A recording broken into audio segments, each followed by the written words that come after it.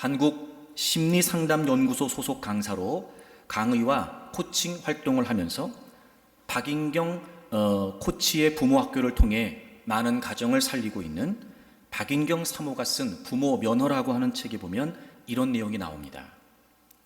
부모님들이 자녀가 공부를 열심히 하고 부모님 말씀을 잘 듣고 나쁜 친구들과 어울리지 않게 해달라는 기도를 부탁하세요. 그런데 내 아이가 하나님을 만나게 해달라는 기도를 부탁하는 분은 없어요. 하나님을 만나게 해달라는 기도를 부탁하는 분은 없어요. 그거 하나면 모든 것이 해결되는데 말이죠. 사랑하는 교우 여러분, 여러분은 여러분의 자녀들을 위해 기도할 때 어떤 기도를 하시나요? 여러분의 자녀들이 어떤 자녀들이 되기를 원하시나요? 우리의 자녀들이 정말 하나님을 만나기만 한다면, 그들의 창조주가 되시고 구원자가 되시고 통치자가 되시는 하나님, 생명의 주인이시며 영혼의 구원자이시고 삶의 주관자이신 그 하나님을 진정으로 만나기만 한다면, 여러분, 우리의 자녀들의 삶은 그걸로 충분하지 않을까요? 그러므로 우리 부모들은 무엇보다 우리의 자녀들이, 또 앞선 세대인 우리는 우리 교회 공동체의 다음 세대가 하나님을 만날 수 있도록 해줘야 한다는 것입니다. 마치 마가복음 9장에 등장하는 이야기처럼 말이죠. 어려서부터 말 못하고 못 듣는 귀신 들린 아이를 기르고 있었던 아버지가 그를 예수 그리스도에게로 데리고 나왔던 것처럼 말입니다. 그리고 예수님께서 그 아이를 악한 권세로부터 자유케 하셨던 것처럼 말입니다. 어쩌면 우리도 모르는 사이에 우리의 자녀들은 사단의 권세 아래 파리해져 가고 있는지도 모릅니다. 우리가 다 알 수 없는 세상의 가치에 우리의 자녀들이 점점 오염되어 가고 있는지도 모르죠. 정말 부모로서 우리 자녀들에게 마음껏 해야 되는 일이 무엇일까? 바로 우리의 자녀들이, 우리의 다음 세대가 살아계신 하나님을 만날 수 있도록 이끌어주는 것입니다. 우리 한국중앙의 모든 자녀들이 하나님을 만날 수 있기를 기대합니다. 하나님께서는 아브라함에게 아들 이삭을 번제로 바치라고 명령하십니다. 자신이 100세에 얻은 아들이었습니다. 당연히 남다른 애정과 애착이 있었겠지요. 그것을 모를 리가 없으셨던 하나님께서 아들 이삭을 번제로 바치라고 하신 이유는 아브라함의 믿음을 보고 싶으셨기 때문이었습니다. 아브라함은 하나님의 말씀에 즉각적으로 순종을 하지요. 그리고 아브라함은 아들 이삭을 결박하여 제단 위에 올려놓고 칼을 들어 그를 치려고 하고 있을 때 하나님께서 아브라함을 멈추시고 말씀하십니다. 네가 이제야 나를 경외하는 줄을 알겠다. 아브라함의 믿음을 보기를 원하셨던 하나님 앞에 아브라함은 자신의 믿음을 보여드립니다. 그리고 하나님께서는 그의 믿음을 인정하시지요. 그런데 우리는 이 사건을 보면서 아브라함뿐만 아니라 아들 이삭을 생각하지 않을 수 없습니다. 무엇보다 지금 아들 이삭이 아버지의 손에 의해 죽어 제물로 바쳐지고 있기 때문입니다. 아마 이 사건은 아브라함 못지않게 아들 이삭에게도 잊을 수 없는 사건이었을 겁니다. 그런데 한 가지 의아한 것은 아들 이삭이 아버지의 행동을 거부하지 않았다는 겁니다. 자신을 결박합니다. 제단 위에 올려놓습니다. 실제로 죽이기 위해 칼을 들어 있습니다. 그런데 그런 아버지를 제지하거나 못하게 말리지 않았다는 겁니다. 이삭의 나이가 10대 중후반 정도로 추정이 되는 상황이 말입니다. 그리고 성경은 아들 이삭을 짐작할 수 있을 만큼 이런 표현들을 기록해 놓고 있습니다. 오늘 본문 9절에 보시면 아브라함이 아들 이삭을 결박했다라고 하는 표현이 등장합니다. 결박했다. 꽁꽁 묶었다는 겁니다. 이 장면에서 분명히 이삭은 아버지가 자신을 제물로 삼아서 번제를 드리려 한다는 것을 알게 되었을 겁니다. 10절에 보시면 손을 내밀어 칼을 잡고 그 아들을 잡으려 한다라고 하는 표현이 나옵니다. 잡으려 한다. 이 단어는 지난주에 말씀드린 것처럼 제물로 바칠 가축의 목을 자르는 행동을 의미합니다. 왜 굳이 이삭이 결박되었다는 것을, 그리고 아브라함이 칼을 치켜들어 그를 잡으려고 했다는 사실을 기록해 놓은 걸까? 분명히 이 대목은 아브라함의 행위에 아들 이삭의 동의가 전제되었다는 것을 설명하고 있는 겁니다. 그럼에도 불구하고 아들 이삭은 아버지를 뿌리치고 도망치지 않았습니다.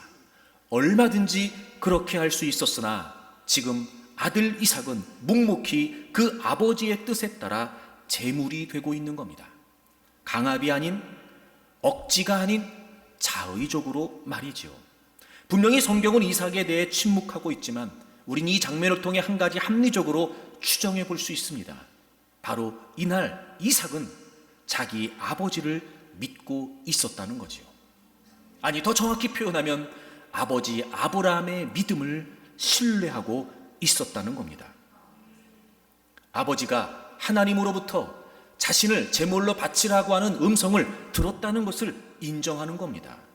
하나님께서 아버지에게 자신을 제물로 바치라고 명령하신 것을 지금 수용하고 있다는 것입니다. 이삭이 직접 들은 것이 아니었음에도 불구하고 말이죠. 즉, 이 장면에서 분명한 사실은 지금 아들 이삭에게 있어 아버지 아브라함의 믿음은 신뢰하기 충분했다는 겁니다. 이 사건을 통해 아브라함은 하나님께 믿음을 인정받습니다. 그러나 우리가 한 가지 주목하지 않을 수 없는 사실은 그 이전에 이미 아들 이삭에게 아브라함은 믿음을 인정받고 있었던 것입니다. 우리는 충분히 생각할 수 있습니다. 이게 하루아침에 되었을까? 아니요. 아무 과정 없이 지금 이 순간 당장 가능한 일은 아니었을 겁니다. 지금까지 이삭이 아버지의 신앙을 봐온 결과, 지금까지 이삭이 아버지의 믿음의 삶을 봐온 결과, 지금 아버지의 행동을 믿음으로 수용하여 따를 수 있었다는 겁니다. 지금까지 아버지의 신앙의 모습을 봐온 결과 아들 이삭은 지금 아버지의 모습 또한 믿음이었다라고 인정할 수 있었다는 거죠. 이삭에게 있어서 아버지의 삶은 하나님을 섬기는 진정한 믿음이 무엇인지를 보고 배운 산교육의 현장이었던 것입니다. 그리고 오늘 이 아브라함의 순종에 있어서 아들 이삭은 굉장히 큰 부분을 감당하고 있다는 거지요. 사랑하는 교우 여러분, 여러분의 자녀들에게 무엇을 마음껏 해주기를 원하십니까? 마음껏이라고 하는 단어를 마음껏 사용하고 싶은 우리의 자녀들에게 여러분들은 무엇을 마음껏 해주기를 원하십니까? 우리는 무엇보다 믿음의 본을 마음껏 보여줘야 되며, 우리는 무엇보다 신앙의 본을 마음껏 전수해 줘야 할 것입니다. 너무나 아름다운 장면 아닙니까?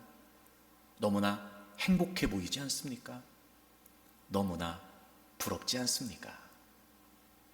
사랑하는 교우 여러분, 우리 모든 교우들의 가정에 이런 은혜가 있기를 바랍니다. 그래서 우리는 과연 우리의 자녀들에게 어떤 믿음의 본을 보여야 되는 걸까? 우리가 어떻게 해야 마음껏 신앙을 전수할 수 있을까? 시험을 통과해서 하나님께 믿음을 인정받았던 이 아브라함의 사건을 통해서 우리 부모들이 자녀들에게 어떤 믿음의 본을 보여야 되는지에 관해 생각해 보려고 합니다. 먼저 우리가 지난 주일에 첫 번째 말씀을 나누었습니다. 우리가 어떻게 마음껏 우리의 자녀들에게 믿음의 본을 보여야 하는가? 말씀에 근거한 믿음의 언어가 있어야 된다 말씀드렸습니다. 말씀에 근거한 믿음의 언어. 아들 이삭과 함께 제사를 드리기 위해 산에 오르고 있던 중에 아들 이삭이 아버지에게 묻습니다. 불과 나무는 있는데 번제할 어린 양은 어디에 있습니까? 그때 아브라함이 이렇게 대답하죠. 번제할 어린 양은 하나님이 자기를 위해 친히 준비하실 것이다. 여러분, 아버지 아브라함은 그 번제를 위한 제물이 아들 이삭이라고 하는 사실을 누구보다 잘 알고 있었습니다. 그런데 그 아들의 질문에 이야기합니다. 하나님이 준비하셨을 거다. 그 말은 즉 무슨 말이죠? 지금 번제의 제물은 아들 이삭인데 죽여서 그를 바쳐야 됐는데 그럼 이삭이 죽지 않는다는 말일까? 그럼 이 말이 단순히 100살에 낳은 아들에 대한 집착일까? 아니면 복잡한 심경에 말이라도 이렇게 하고 싶었던 걸까? 아니면 아들 앞에 멋져 보이기 위해 그저 의미 없이 한 말일까? 그렇지 않습니다. 이 말은 단순히 긍정적인 말이 아니었습니다. 아버지 아브라함은 이 제사에 임할 때부터 이미 아들 이삭이 죽지 않을 것에 관한 확신을 갖고 있었습니다. 오늘 본문 5절에 보게 되면 종들을 한 곳에 머물러 있게 하고 아들 이삭과만 제사를 드리기 위해 올라가는 장면에 아브라함이 종들에게 이야기합니다. 우리가 가서 예배할 것이다. 아브라함이 아들 이삭과 함께 갈 거라는 거예요. 그리고 너무나 뜻밖의 말을 합니다.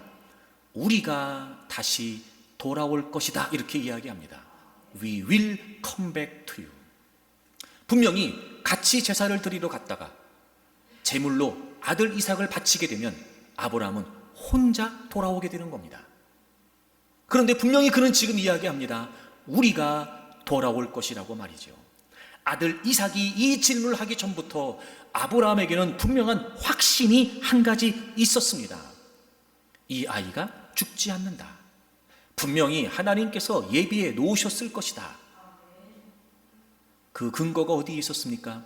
바로 창세기 17장에서 하나님께서 이삭이 태어나기 전부터 아브라함에게 이삭에 관한 비전을 말씀하신 그 말씀을 아브라함이 기억하고 있었던 겁니다. 아들을 낳을 것이라고 하는 희망을 전혀 갖고 있지 않았을 때 하나님께서는 아브라함에게 아들을 주시겠다고 말씀하시죠. 그리고 분명히 하나님이 말씀하세요. 그 아들의 이름을 이삭이라고 해라. 그리고 내가 그 아들 이삭을 통해서 너와 맺은 언약을 영원히 이어갈 것이다 라고 말씀하십니다. 이삭이 태어나기 전부터 말이에요. 하나님께서 그렇게 말씀하셨기 때문에 내가 이 아들 이삭을 번제로 바친다 할지라도 하나님이 반드시 이 아이를 살려내실 것이다 라고 생각했다는 겁니다. 그리고 그 말씀에 근거하여 지금 아들 이삭에게도 종들에게도 아들 이삭이 죽지 않을 것에 관해 언급하고 있는 거지요. 히브리서 11장은 이 대목을 믿음이라고 기록하고 있으며 아브라함이 하나님께서 다시 살려주실 것을 확신했다고 기록하고 있습니다. 아하, 아들 이삭이 태어나기 전부터 하나님께서 아들 이삭을 향하신 비전을 말씀해 주셨고 그 말씀을 지금까지 아버지 이삭은 기억하고 있으며 지금 자기 아들을 죽여서 제물로 바쳐야 되는 이 상황에 그대로 적용하여 그 말씀의 근거에서 생각하고 그 말씀의 근거에서 말하고 있었던 겁니다.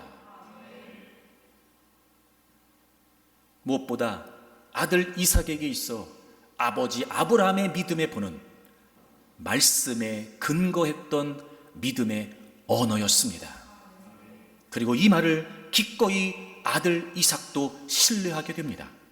비록 자신이 결박되어서 나무 단 위에 있었지만 아버지가 이야기한 대로 하나님께서는 제물을 따로 준비하실 것이다 라고 하는 확신이 있었던 것이었습니다.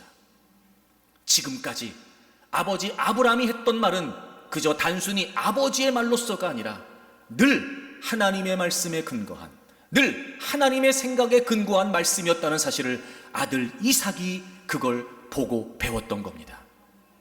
그러니 지금도 역시 아버지의 말을 얼마든지 신뢰할 수 있었던 거지요. 사랑하는 교우 여러분, 그렇습니다.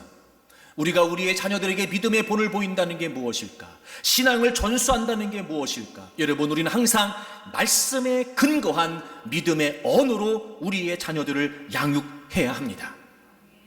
우리의 자녀들은 복잡하고 혼란한 시대를 살아가고 있습니다. 우리보다 더 힘들고 어려운 삶을 살게 될 것입니다. 얼마나 많은 의문들이 생길까요?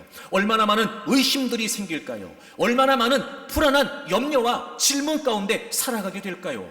여러분, 그때마다 우리 자녀들에게 단순히 긍정적인 말, 잘 될 거야, 단순히 낙관적인 말, 그저 단순히 아이들 듣기에 좋은 말로 우리가 교육을 해야 될까? 아니요, 그렇지 않습니다. 우린 철저하게 하나님 말씀에 근거하여 우리의 자녀들을 믿음의 언어로 양육할 수 있어야 됩니다.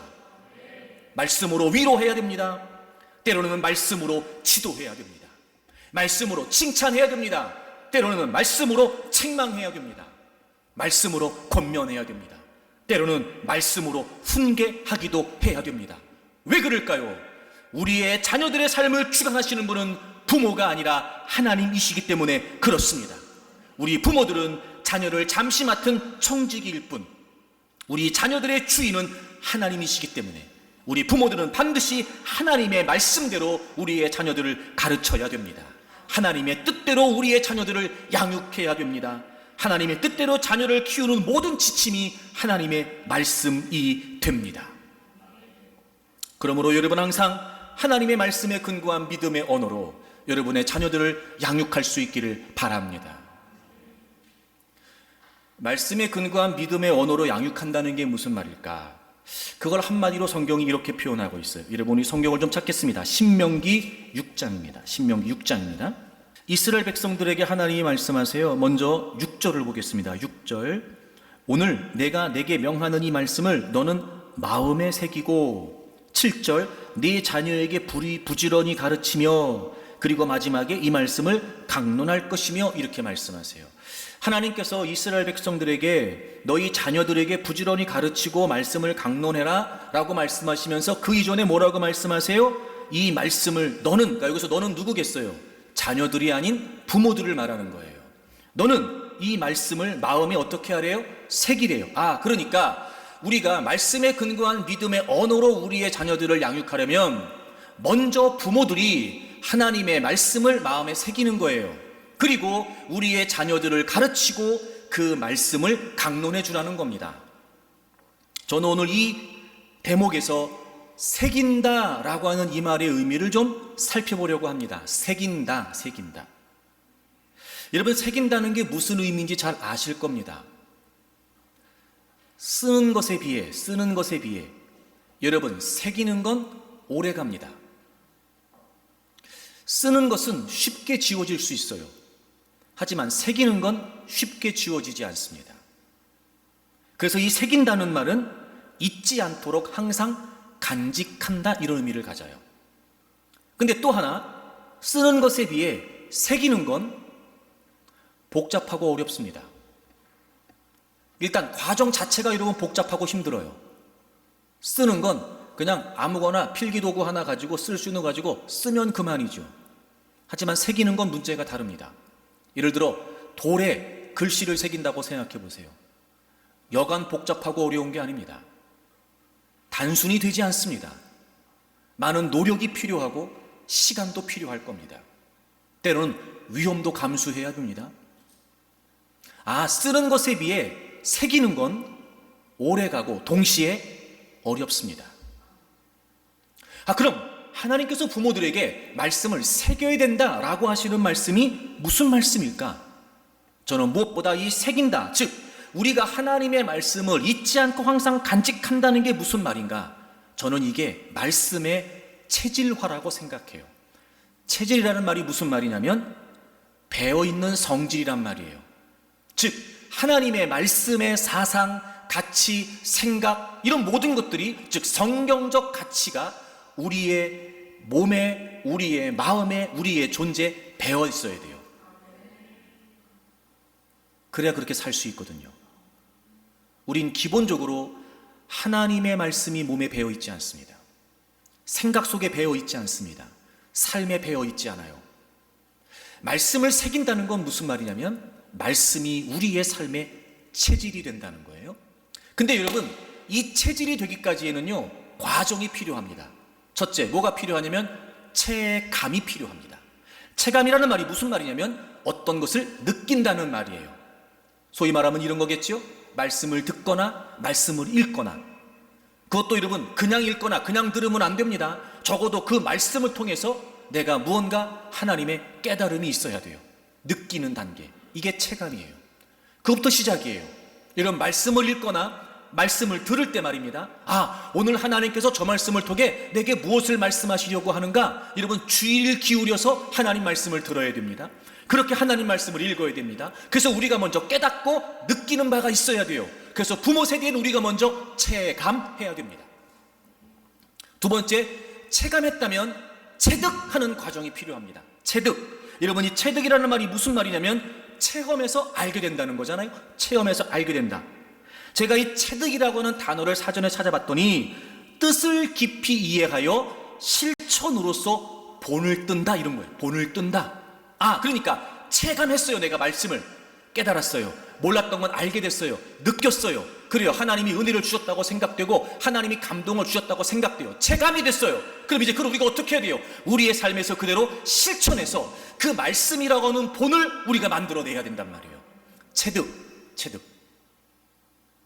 몸소 하나님의 말씀을 실천하는 거예요.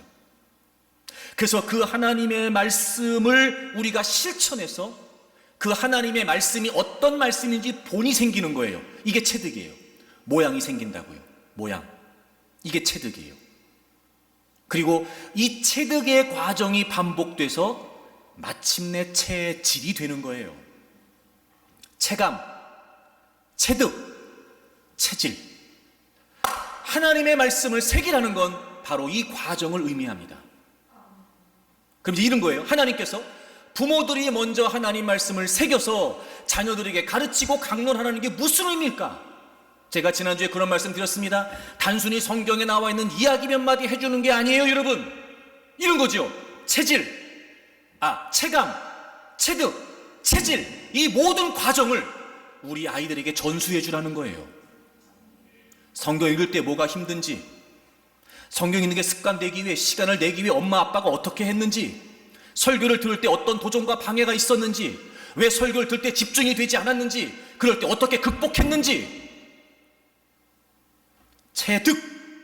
아무리 내가 깨닫고 아무리 내가 감동받은 하나님 말씀이라도 내가 말씀대로 사는 게 쉽지 않으니 엄마 아빠가 무엇 때문에 말씀에 순종하는 일에 실패했는지, 실패했을 때마다 문제의 원인이 무엇이었는지, 실패했을 때 어떻게 극복하고 다시 일어섰는지, 어떻게 다시 순종의 자리에 나아가게 될 수 있었는지, 그리고 말씀을 순종하면서 하나님의 어떤 은혜와 역사가 내 삶에 있었는지, 그리고 지금 이렇게 하나님 말씀이 체질이 되어 살아가기까지 얼마나 많은 기도가 있었고 눈물이 있었고 수고가 있었는지, 이 모든 과정을 우리 자녀들에게 전수하라는 거예요. 그럼 우리 자녀들은 그 부모의 교육과 가르침을 따라 부모들과 같은 시행착오를 덜 겪겠지요. 우리의 자녀들도 당연히 연약한 존재들이니까 우리처럼 순종을 실패할 수 있겠지요. 그럴 때 어릴 때부터 엄마에게나 아빠에게 교육받은 대목이 있어요. 장면이 있어요. 그래, 우리 엄마가 실패할 때 이렇게 했다 그랬어. 순종이 어려웠는데도 이렇게 하면서 엄마가 극복했다 그랬지. 그래, 나도 지금 실패했지만 우리 어머니의 교육을 따라, 아버지의 가르침을 따라, 그래, 나도 이렇게 한번 극복해보자. 지금 너무 감동받느라고 아멘을 못 하시는 거죠? 그런 거 말입니다, 여러분. 성경에 아브라함 얘기가 나오는데 아브라함이 아들 이삭을 드리라고 그랬어. 하나님이 아들 이삭을 드리라고 하셨어. 그래서 아브라함이 아들 이삭을 드렸다. 참 대단하지 않냐? 이런 얘기 하라는 거 아니에요, 여러분. 도대체 그 말씀이, 깨닫게 하신 말씀이 어떤 의미인지, 어떻게 적용해야 되는 건지, 적용하는 과정에 어떤 어려움이 있으며 어떤 도전이 있고 어떤 시련이 있었는지, 이런 모든 과정, 체감, 체직, 체득, 체질, 이렇게 내가 하나님의 말씀을 새기면서 살아가는 모든 과정에 있었던 경험과 체험들을 우리의 자녀들에게 가르치고 전수하라는 거예요. 그런데 놀라운 사실은 부모들도 이런 경험이 없는 거예요. 그래서 이 체감, 체득, 체질, 이 세 가지를 통틀어서 체험이라고 하는 거예요.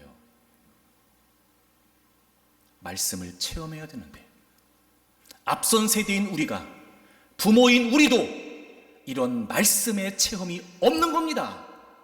그러니 아이들에게 가르칠 게 없어요. 할 말이 없습니다. 말씀을 나눌 건덕지가 없습니다.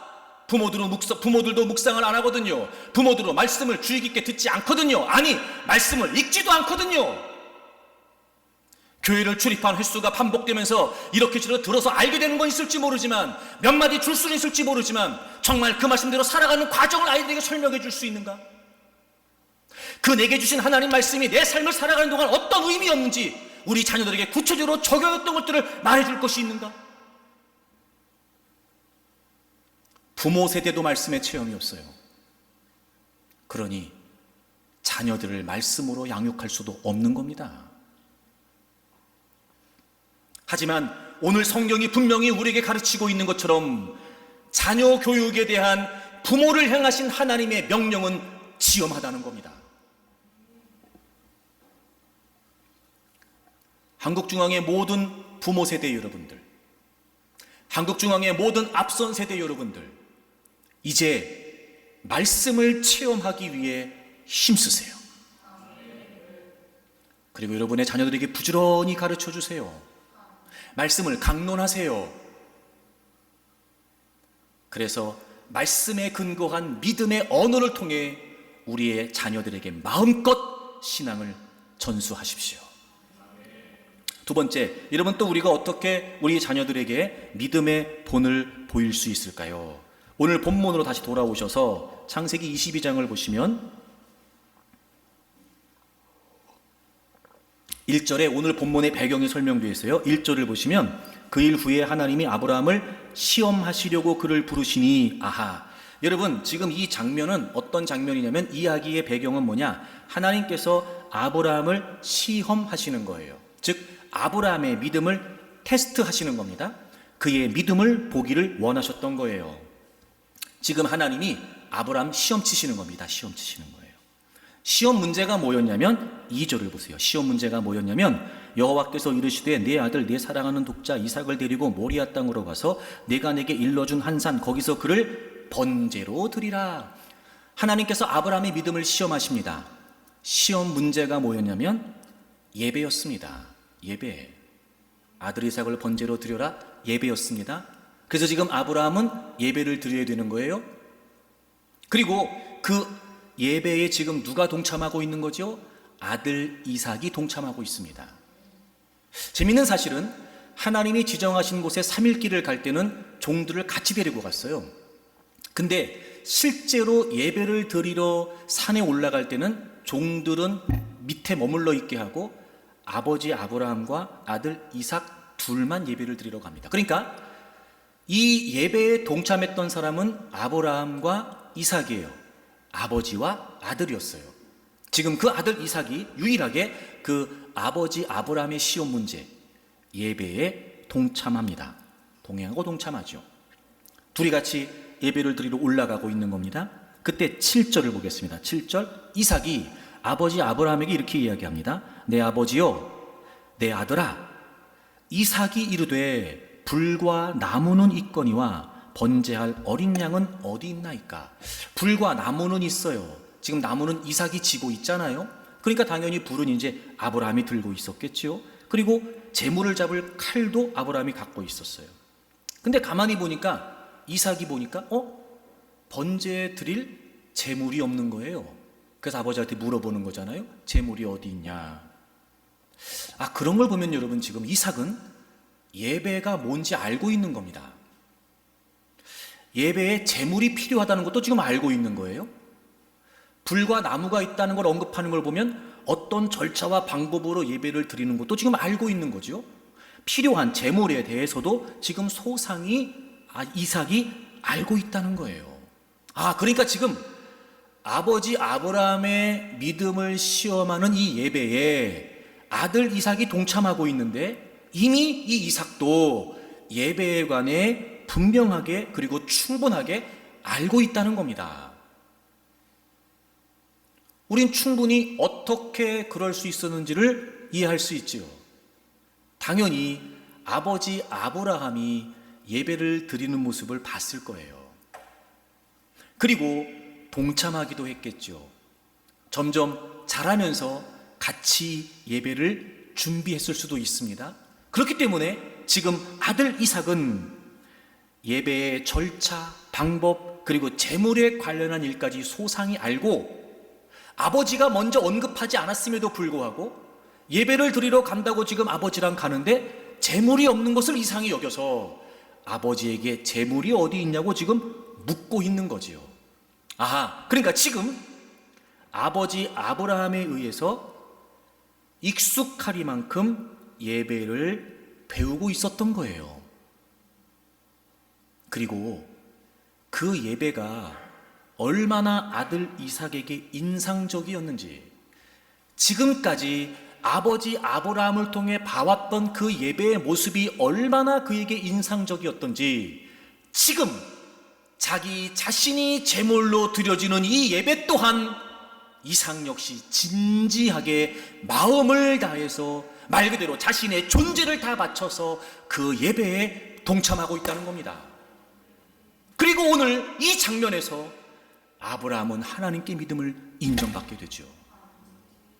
아하, 우리가 우리의 자녀들에게 마음껏 신앙을 전수해 주려면 무엇보다 우리는 예배의 모범을 보여야 되고 예배를 전수해 줄 수 있어야 됩니다.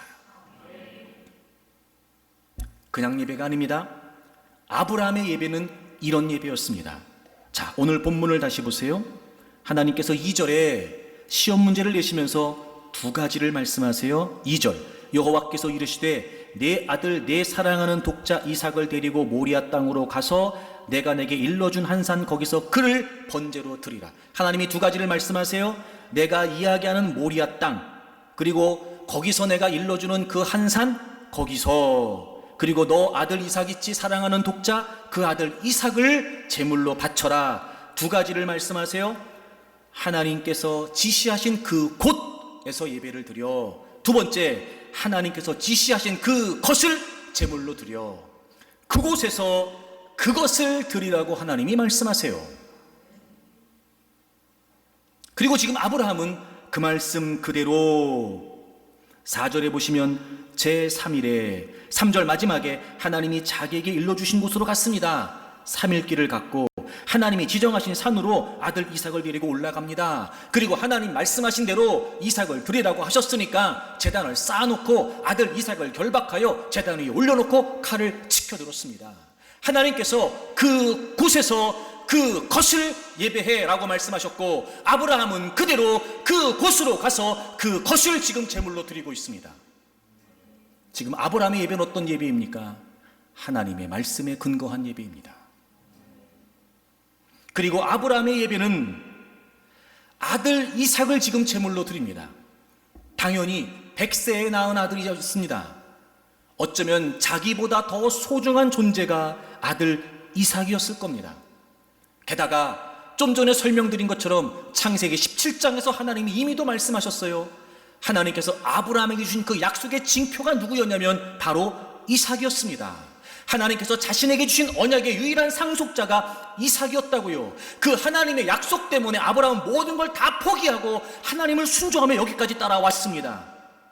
그런데 지금 그 아들 이삭을 제물로 바치라고 하시는 겁니다. 다시 말해 이삭을 포기한다는 건 자신의 삶 전체를 바쳐서 준수해왔던 그 믿음과 소망, 그 약속 자체를 포기하는 것과 다름없었습니다. 다시 말하면 지금 아들 이삭을 드리라고 하시는 것은 아브라함의 삶 전체를 통째로 바치라는 거였어요. 그런데 아브라함은 지금 그 아들 이삭을 드리고 있습니다. 아브라함의 예배는 말씀에 근거한 최상의 예배였습니다. 다시 말해 아브라함에게 있어서 하나님은 자기보다 더, 이삭보다 더, 자기가 기다리고 바라보고 소망했던 그 어떤 것보다 더 말 그대로 아브라함에게 있어서 하나님은 유일한 최고의 존재이셨습니다. 그랬기 때문에 누가 봐도 인정할 만큼 아버지 아브라함에게 있어서 아들 이삭은 가장 최고의 존재였음에도 불구하고 그보다 더 최고이신 하나님께 그 아들 이삭을 바칠 수 있었던 겁니다. 최상의 예배, 자신의 모든 것을 내어드리는, 자신의 전부를 포기하는 최상의 예배를 아브라함은 하나님의 말씀에 근거하여 드리고 있었던 겁니다.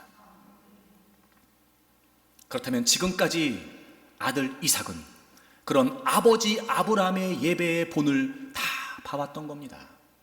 말씀에 근거하여 최상의 예배를 드리고 있었던 아브라함의 예배, 늘 그 예배를 볼 때마다 이삭은 아버지를 존경했을지 모릅니다.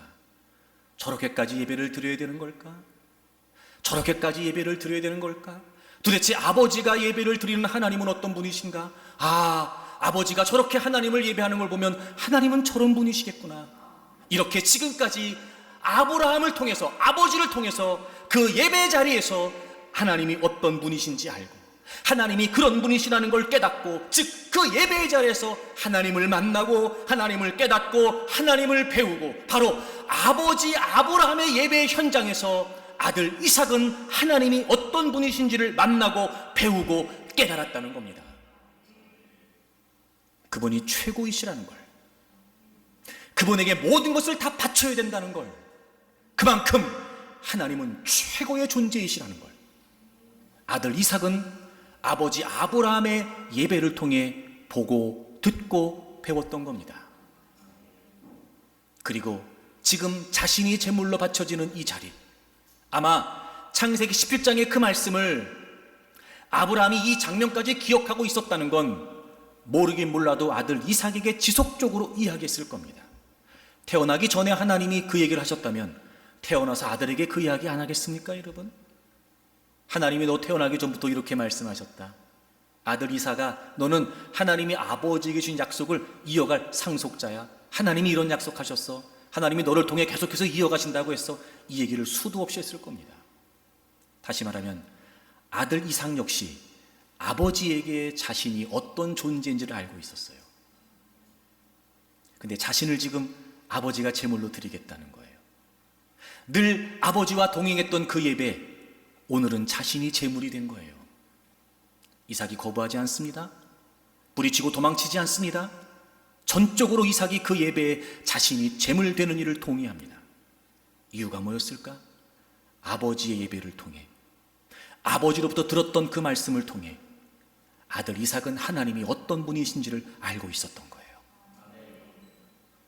아들의 마음이 그러지 않았을까? 물론 성경은 이삭에 관해 침묵하고 있지만 제가 이삭이었다면 그런 마음 들었을 것 같아요. 아버지에게 있어서 나는 그 무엇과도 바꿀 수 없는 존재인데 그런 나를 지금 아버지가 하나님께 드리는구나. 와, 이렇게 하나님은 최고이시구나. 이 부분이 이미 앞선 아버지의 예배를 통해 경험되고 학습되지 않았다면 어찌 이삭이 자신이 제물되는 이 자리에서 기꺼이 동의하고 따를 수 있겠냔 말이에요. 여러분, 너무나 아름다운 모습이죠. 너무나 부러운 모습입니다. 어떻게 이럴 수 있을까? 우리는 우리의 자녀들에게 믿음의 말씀에 근거한 최상의 예배를 마음껏 전수해야 합니다. 언제부터 예배를 가르치면 좋을까요? 언제부터? 누가복음 1장에 보면 제사장 사가랴의 아내가 엘리사벳이 침례 요한을 잉태하는 장면이 등장합니다. 그리고 그 뒤로부터 6개월 후에 마리아가 성령님에 의해 예수님을 잉태하게 됩니다. 마리아가 엘리사벳의 집을 방문하는 대목이 1장 뒷부분에 나와요. 우리 누가복음 1장을 좀 찾아보겠습니다. 39절에 보시면 마리아가 한 동네에 가서 40절 사가랴의 집에 들어갑니다. 엘리사벳을 문안합니다. 엘리사벳은 지금 침례 요한을 잉태한 지 약 6개월 정도가 됐습니다. 41절 보시면 엘리사벳이 마리아가 문안함을 들음에 아이가 복중에서 뛰놀아요. 엘리사벳이 마리아가 문안함을 들었어요. 아이가, 즉 엘리사벳의 복중에 있는 침례 요한이죠. 그 아이가 복중에서 뛰놀아요. 아이들의 태동은 자연적인 현상입니다. 44절을 보시면 이야기를 다시 엘리사벳이 이렇게 고백을 해요. 44절 보라, 네 문안하는 소리가 내 귀에 들릴 때에 아이가 내 복중에서 기쁨으로 뛰놀았대요. 그러니까 마리아가 들으면서 인사했겠죠. 뭐라고. 그 소리를 엄마가 들었는데 엄마만 들은 게 아니라 엘리사벳의 태중에 있었던 침례 요한도 들은 거예요. 그리고 막 기쁨으로 뛰어놀았어요. 태동은 자연적인 반응이다 라고 말할 수 있어요. 근데 이건 그렇게 예삿 이야기가 아니에요. 43절을 보시면 마리아를 향해서 엘리사벳이 이렇게 이야기해요. 내 주의 어머니가 내게 나아오니 이 어찌 된 일인가. 여기서 이 주라고 하는 표현은 원래 하나님을 가리키는 칭호였어요. 그런데 하나님처럼 신성을 갖고 계신 예수님을 지금 고백하고 있는 거예요. 그러니까 여기서 주라고 하는 표현은 지금 엘리사벳이 마리아가 잉태하고 있는 그 아이가 기다렸던 메시아 예수 그리스도라는 사실을 깨닫고, 그리고 지금 내 주의 어머니라고 지금 고백하는 거예요. 그러면 엘리사벳이 그걸 어떻게 알았겠어요? 자, 41절. 엘리사벳이 마리아가 문안함을 들음에 아이가 복중에서 뛰노는지라. 애가 복중에서 뛴 게 먼저예요. 그 다음에 엘리사벳이 성령의 충만함을 받아. 성령님께서 그에게 감동하셨어요. 마리아에게. 그래서 예수 그리스도를 잉태한 마리아구나. 마리아의 태중에 지금 예수 그리스도께서 계시구나. 그걸 안 거예요. 그리고 고백해요. 내 주의 어머니가 내게 나옵니다. 이 어찌 된 일입니까? 고백하죠. 그리고 우리 성경에 빠져 있는데 44절 앞에 왜냐하면이라고 하는 접속사가 있어요. 왜냐하면, 그러니까 성령의 충만을 받아서 그 예수 그리스도의 어머니 마리아를 알아보게 됐던 그 엘리사벳이 어떻게 그걸 알게 되냐면 당신의 문안하는 소리를 듣고 내 아이가 복중에서 기쁨으로 뛰놀았다는 거예요. 그러니까 침례 요한이 복중에서 반응을 했던 건 자연적인 태동이 아닌 거였어요. 성령의 충만을 받고 그 태동이 자연적 태동이 아니라는 걸 알았어요. 그 태동을 통해서 이분이 지금 메시아 예수 그리스도를 잉태하고 계시는구나 라고 하는 걸 마리아가 엘리사벳이 알게 됐다는 거예요. 그리고 더 분명한 사실. 자, 15절을 보세요. 15절. 하나님의 천사가 침례 요한에 관해 이야기합니다. 15절. 우리 같이 읽습니다. 시작. 이는 그가 주 앞에 큰 자가 되며 포도주나 독한 술을 마시지 아니하며 모태로부터 성령의 충만함을 받아. 아멘. 언제로부터? 모태로부터. 태어나지 않았습니다 아직. 그런데요, 놀랍죠? 모태로부터 침례 요한은 성령 충만을 받습니다. 그랬던 침례 요한이 예수님을 잉태하고 자신의 어머니의 집에 들른 그 마리아를 봤을 때 그분이 메시아라고 하는 사실을 침례 요한이 알게 된 거예요. 그리고 복중에서 기쁨으로 뛰게 됩니다. 와, 여러분, 태어나지도 않은 아이가 성령 충만을 받습니다. 복중에서부터. 언제부터 예배를 가르쳐야 돼요? 애가 생기면서부터예요. 저는 참 이해할 수 없는 게, 복중에서부터 태교가 가능하다는 건 인정하면서 왜 복중에서부터 신앙교육을 안 하냔 말이에요. 왜 복중에서부터 예배를 가르치지 않냔 말이에요. 말을 못할 뿐이에요. 그들의 표현을 우리가 알아듣지 못하고 인식하지 못할 뿐이에요. 복중에서부터 성령님이 역사하십니다.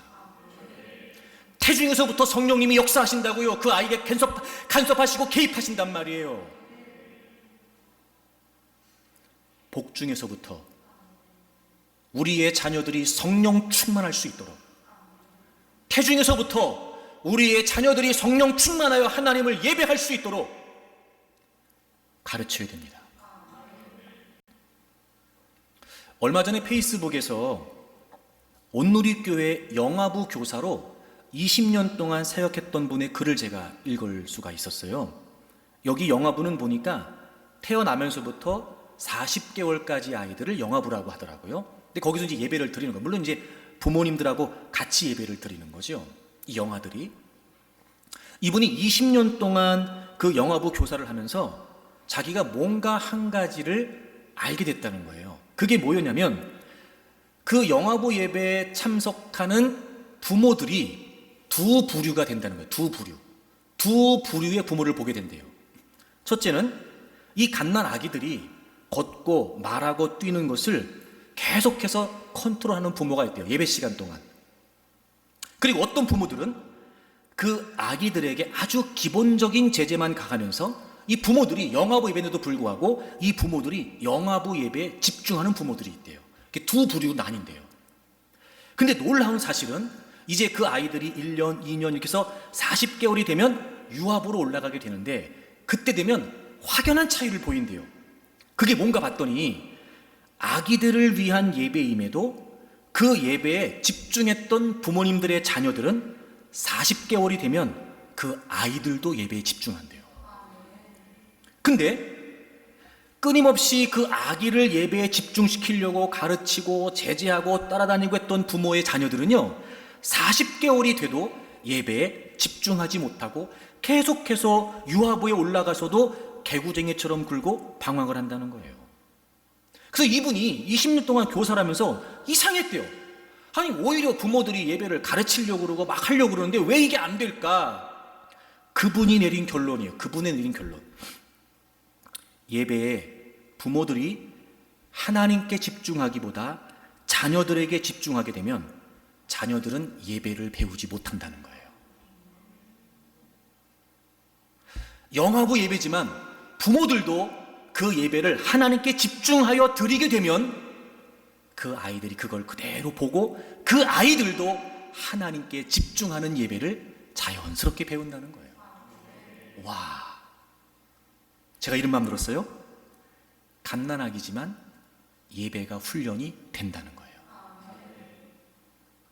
또 하나, 자녀들은 부모의 예배를 보면서 예배를 배우는 거예요. 즉, 그 부모들이 하나님께 집중하는 모습을 보면 아이들도 그 부모들이 집중하는 하나님이 누구신지를 알게 되는 거예요. 그 부모들의 예배를 통해 자녀들은 하나님을 만나는 거예요. 지온이가 예배를 유아실에서 그렇게 드려야 돼요. 대만에서 지금 한솔이 형제가 이거 보고 있을지 모르겠는데 하은이한테 그렇게 예배를 가르쳐야 돼요. 제가 정말 충격적인 책을 하나 봤는데 다 보지 못했어요. 지평서원이라는 출판사에서 나온 아이들의 회심 이야기라고 하는 책이 있어요. 공동 저자인 제임스 제인 웨이와 코튼 레더가 직접 보고 들은 뉴 잉글랜드 아이들의 회심, 그리고 그 아이들이 어린 나이에 죽음을 맞이하지만 구원의 확신 때문에 기쁨으로 죽음을 맞이하는 실제 이야기예요. 4세 때 회심을 해요. 4세 때. 그러니까 우리나라면 5세 정도 되겠죠. 5세 때 회심을 해요. 이 아이가 12살에 죽는데 구원의 확신을 가지고 죽어요. 기가 막히죠, 여러분. 언제부터요? 뱃속에서부터요. 언제부터요? 갓난애 때부터요. 언제부터요? 영아일 때부터, 유아일 때부터, 학교 들어가기 전부터요. 그리고 그 아이가 실제로 살아계신 하나님을 만날 수 있도록 부모들이 말씀에 근거한 최상의 예배를 올려드리면 그 부모들의 예배를 통해 우리 아이들은 하나님을 만나게 됩니다. 그럼 그들이 자연스럽게 하나님께 엎드리게 돼요. 자연스럽게 하나님을 예배하게 되겠지요. 하나님을 알고 하나님을 배우게 되고 부모들이 하나님을 예배한 것 못지않게 우리 자녀들도 하나님을 예배하게 됩니다. 하나님을 신뢰하겠죠. 하나님을 따르겠죠. 그들 역시 하나님께 자신의 전 존재를 내어드리는 최상의 예배를 올려드리겠죠. 그거면 충분한 거 아니에요, 여러분? 우리의 자녀들에게 뭘 우리가 남기면 안심하고 눈을 감을 수 있을까? 우리의 자녀들에게 뭘 전수해주면 우리가 편안하게 눈을 감을 수 있을까?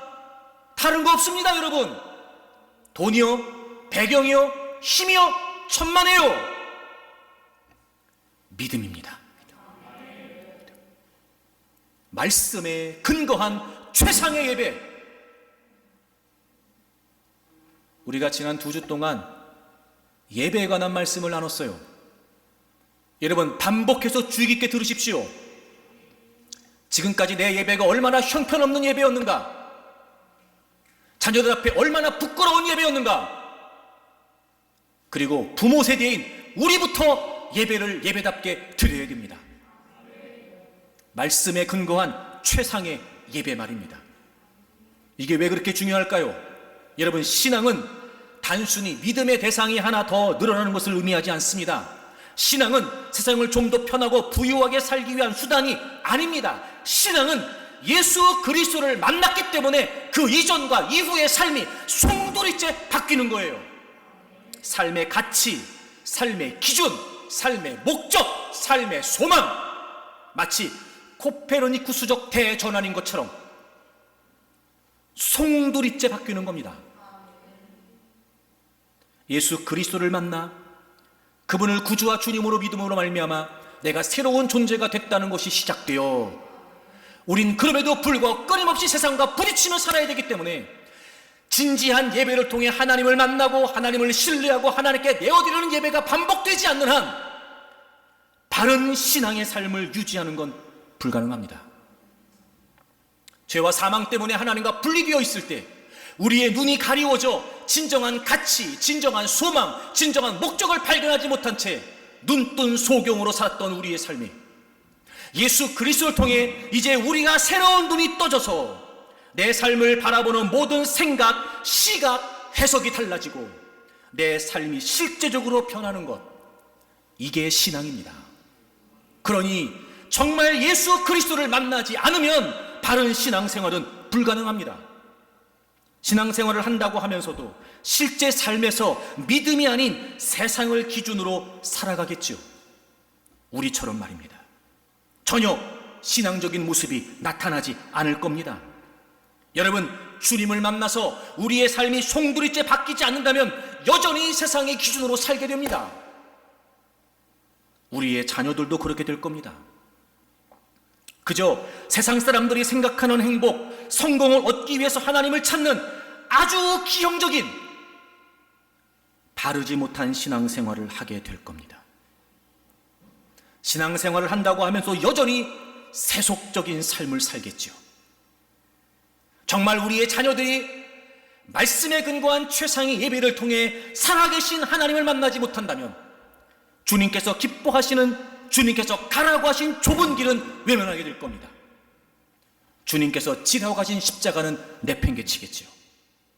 하나님께서 이끄시는 길로 가기보다는 세상의 풍요로움을 쫓아가는 삶을 살 것입니다. 하나님의 영광을 위해 더 낮아지고 하나님의 나라를 위해 더 희생하고 하나님의 비전을 위해 더 포기하기보다는 재물, 건강, 평안, 성공이 복의 개념으로 고정되어서 더 커지고 더 높아지고 더 부유해지려는 삶, 끝도 없는 욕망에 이끌려가는 세속적인 삶을 추구하겠죠. 믿음이라고는 미명하에 말입니다. 하나님을 만나지 않는다면 불가능합니다. 그러므로 부모들이 말씀에 근거한 최상의 예배를 올려드리면서 우리의 자녀들은 그 모습을 통해 하나님을 알고 하나님을 인정하고 하나님을 깨닫고 하나님을 만나 그 진정한 예배를 통해서 우리의 자녀들도 자신의 모든 것들을 최고화 되신 하나님을 인정하고 그분께 다 내어드릴 수 있어야 됩니다. 그럴 때 우리의 자녀들이 진정한 믿음의 삶을 살 수 있게 됩니다. 그래서 우리는 선택해야 됩니다. 그래서 우리는 분명한 예배에 대한 확고한 기준을 가지고 선택해야 됩니다. 높은 뜻 정의교회 오대식 목사가 쓴 왜 교회는 예수님의 세족식을 왜곡했는가 라고 하는 책에 본인이 일본 동경에서 목회할 때의 이야기를 적어놓은 걸 제가 읽을 수가 있었어요. 유아 세례를 주기 위해서 부모들이 이제 문답을 하는데 질문 중에 하나가 이런 게 있었답니다. 주일날 학교에 행사가 있으면 어떻게 할 것입니까? 이렇게 부모들에게 묻는데요. 그러니까 유아 세례를 원하는 그 부모들에게 말이죠. 왜 이런 질문 하나 봤더니요, 일본은 한국하고 좀 다르대요. 그래서 초등학교 대부분 행사가 주로 주일이나 공휴일에 있대요. 운동회, 학부모 참관 수업, 중요한 상담 그리고 시험도 주일에 하는 경우가 많대요. 그래서 실제로 이 그리스도인 크리스찬 가정들은요, 주일에 학교에 행사가 있을 때마다 아주 어려운 선택을 해야 되는 경우가 많고, 그때 아이들을 예배에 참석시키려면 그 학교 행사와 중요한 일에 다 빠지게 되니까 그게 반복되면 자녀들이 친구들 사이에서 왕따가 되기도 한대요. 그래서 일본에서는 많은 그리스도인 자녀들이 학교를 다니면서 그런 어려움을 겪고 있대요. 아빠는 일본인이었고 엄마는 한국인이었던 가정이었대요. 유아 세례를 받기 위해서 신청을 했고, 그래서 그 부모들을 면담하는 자리에서 물었대요. 만약 주일날 학교에서 운동회가 있으면 어떻게 하실 것입니까? 아이와 함께 예배를 드리실 것입니까? 아니면 학교 운동회에 참석하실 것입니까? 이 질문에 그 일본인 아빠가 잠시 침묵을 하더니 비장한 표정으로 대답하더래요. 주일에 교회에 꼭 데려와서 하나님께 예배를 드리도록 하겠습니다. 그리고 답을 하는 아버지의 눈에 눈물이 고이기 시작하더래요. 물었대요. 다시, 아이에게 괜찮겠습니까? 아빠가 대답을 해요. 아이가 학교에서 좀 힘들겠지만 나중에 부모인 우리에게 고마워할 때가 올 것이라고 생각합니다. 아이가 예수님을 알게 된다면 신앙을 전해준 아빠와 엄마에게 매우 고마워할 것입니다. 부모들이 먼저 결정해야 됩니다. 부모들의 선택을 아이들은 따르게 돼 있어요. 신앙의 삶과 세상의 삶, 하나님의 가치와 세상의 가치, 부모들이 선택하는 겁니다. 자녀들은 어릴 때 그 선택을 따르게 되죠. 여러분은 말도 안 된다고 생각하시겠지만 제가 종종 그런 이야기 한 적이 있습니다. 학교 때문에 교회를 빠지는 건 당연한데 왜 교회 때문에 학교를 빠지는 건 안 됩니까? 그렇죠? 무슨 이유입니까? 기준이 뭡니까? 도대체 우리 아이들에게 무엇을 마음껏 가르쳐 주려고 하는 겁니까? 하나님을 마음에 품고 하나님께서 원하시는 길로 가고 하나님께서 결정해 준 그 길이 내가 원하는 길과 달라도 그 하나님을 마지막까지 신뢰하며 따르는 자녀들이 되게 하려면 부모 세대인 우리가 먼저 말씀에 근거한 최상의 예배를 하나님께 드려야 됩니다. 5세기 영국에서 있었던 일입니다. 부유하고 유력한 귀족 지주의 집에 어느 날 강도가 들이닥치게 됩니다. 강도들이 칼로 가족들을 위협하고 재산을 빼앗고 그리고 그 마을까지 침략을 하면서 많은 사람들을 잡아갔습니다. 그 중에 이 귀족 지주의 아들도 포함되어 있었습니다. 잡혀가던 그날 이 소년에게 있어서 꿈과 희망이 다 산산조각이 나버렸습니다. 그 강도들은 사람들의 입에 재갈을 물리고 손을 결박한 후에 배에 태우고 자신들의 마을로 끌고 가고 있었습니다. 등급별로 나눠서 쓸모없다고 생각되는 사람들부터 그 배에서 처형을 했습니다. 당연히 이 소녀는 농사에 도움이 될 정도의 체격을 갖추고 있었기 때문에 겨우 살아남을 수 있었습니다. 그렇게 끌려간 낯선 땅에서 그는 6년간 강제로 일을 하게 되었습니다. 너무 고달프고 힘들었습니다. 그런데 그는 그 어려운 상황에서도 어릴 때부터 부모님에게 들었던 성경 말씀을 기억해내기 시작했습니다. 말씀의 의미를 하나씩 깨달아가게 됩니다. 놀랍게도 소녀는 그곳에서 진정으로 예수님을 만나고 그분을 영접하게 됩니다. 그 소년이 고백합니다. 하나님은 바로 이곳에서 제 마음을 처음으로 열어주셨습니다. 하나님은 저를 더 나은 사람으로 만드시고 빚으시기 위해 이 시간을 사용하셨습니다. 하나님은 저를 지금의 저 예전과는 전혀 다른 이들을 돌보고 그들을 도울 수 있는 사람으로 만들어 주셨습니다. 저는 노예가 되기 전까지는 저 자신조차 돌볼 수 없는 사람이었습니다. 하지만 이제는 아닙니다. 그가 그곳에서 어릴 때부터 교육받았던 부모의 말씀을 통해 살아계신 주님을 만나게 된 겁니다. 그때부터 그는 평생 아침 기도를 하고 금식 기도를 했다고 그래요. 하나님께 더 가까이 가려고 노력했다고 합니다. 말 그대로 그곳이 예배의 초소가 됐던 겁니다. 어찌나 믿음 생활을 잘하고 어찌나 일을 성실하게 했든지 그 사람들이 그 소년을 거룩한 소년이라고 하는 별명을 지어줬다고 합니다. 그리고 몇 년 후에 몇 사람의 도움으로 잡혀갔던 곳에서 탈출을 하고 배를 타고 바다를 건너서 다시 가족들의 품으로 돌아올 수 있었다고 합니다. 여기까지는 그래, 예수님 잘 믿고 예배 잘 드리고 열심히 기도해서 삶의 어려움이 다 풀렸구나, 다 잘 됐어, 그래 역시 이게 믿음의 사람이 받는 복이지, 우린 이렇게 생각할 수 있습니다. 하지만 이 소년의 이야기는 지금부터 시작입니다. 다시 고향으로 돌아왔습니다. 가족의 품으로 돌아왔습니다. 이제 큰 어려움과 걱정 없이 살 수 있게 되었습니다. 그런데 그곳에서 매일같이 아침마다 기도했던 것처럼 그는 다시 집에 돌아와서도 아침마다 기도하기 시작합니다. 그런데 그에게 새로운 비전이 품어지게 됩니다. 하나님의 감동이 주어지는 겁니다.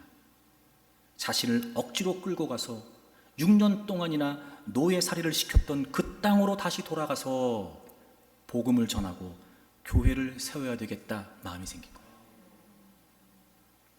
복음을 알지 못하는 그들에게, 그 강도들에게 복음을 전하고 그곳에 교회를 세워야 되겠다 마음이 든 거예요. 아버지를 비롯해서 모든 가족들은 미쳤다고 만류했습니다. 네가 어떻게 천신만고 끝에 지금 가정으로 돌아왔는데 다시 그 위험한 곳으로 죽으러 가겠느냐고 모두가 다 말렸답니다.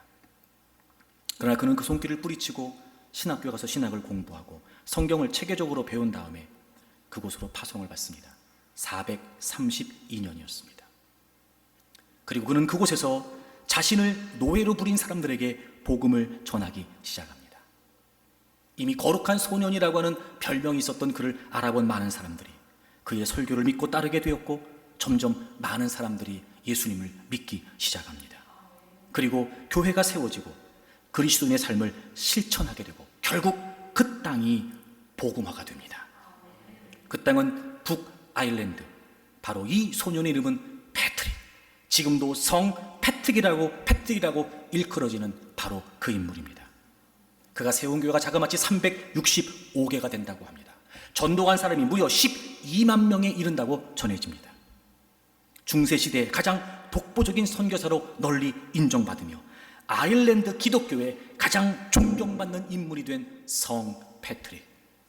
여러분, 지금도 그를 기념하기 위해서 매년 3월 17일을 그 아일랜드에서는 성 패트릭의 날로 지킨다고 합니다.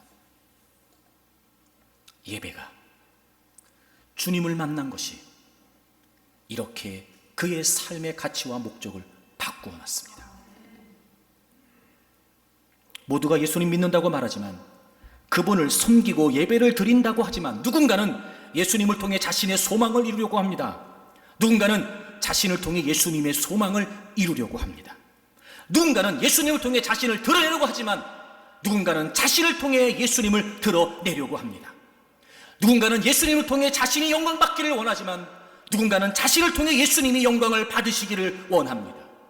우리의 자녀들이 어떤 자녀들이 되어야 될까요? 그런 자녀들 앞에 있는 우리 부모가 어떤 부모가 되어야 될까요? 사랑하는 교우 여러분, 부모 세대가 말씀에 근거한 최상의 예배를 드림으로 말미암아 우리의 자녀들 또한 진정으로 주님을 만나기를 원합니다.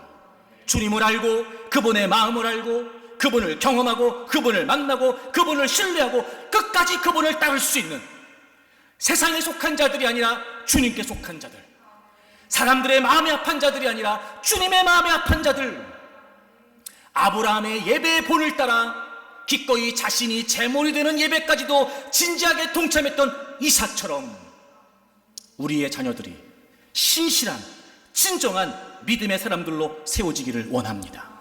사랑하는 교회 여러분, 마음껏 여러분의 자녀들에게, 마음껏 우리 한국 중의 다음 세대에게 믿음의 본을 전수할 수 있기를 바랍니다. 말씀에 근거한 믿음의 언어, 말씀에 근거한 최상의 예배, 우리 한국 중앙의 다음 세대에게, 우리 모든 가정의 교우들, 우리 모든 교우들 가정의 자녀들에게 이런 놀라운 역사들이 있기를 바랍니다.